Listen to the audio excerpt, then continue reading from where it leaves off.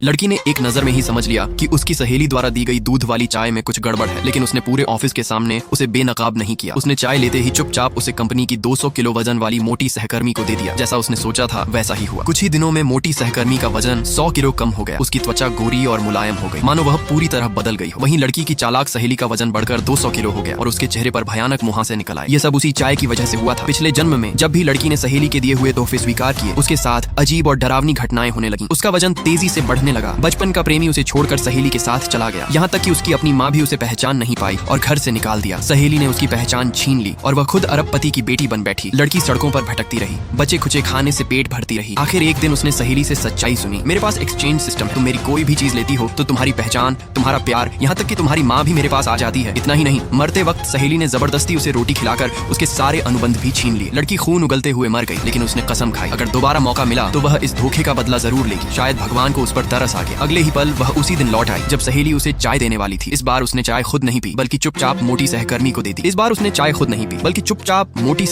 दी। सहेली को लगा कि अदला बदली सफल हो गई है। उसने ऑफिस में ऐलान किया कि वह कभी मोटी नहीं हो सकती और खुलकर खाना शुरू कर दिया। कुछ दिनों बाद कंपनी में नए कपड़ों की ट्रायल हुई। सबने लड़की और उसकी सहेली को चुना। सहेली ने तुरंत सिस्टम चालू किया। मैं उस व्यक्ति से शरीर बदलना चाहती हूँ जिसने मेरी चाय पी थी। अदला बदली पूरी हुई, लेकिन बाहर आते ही सब हैरान रह गए। सहेली का वजन और बढ़ चुका था, चेहरा मुहासों से भर गया था। लड़की पर कोई असर नहीं हुआ। वहीं मोटी सहकर्मी अचानक बेहद पतली और खूबसूरत हो चुकी थी। सहेली को समझ आ गया कि उसके साथ खेल हो चुका है। एक महीने बाद वह प्लास्टिक सर्जरी और लिपोसक्शन कराकर लौटी, कर्ज में डूबी।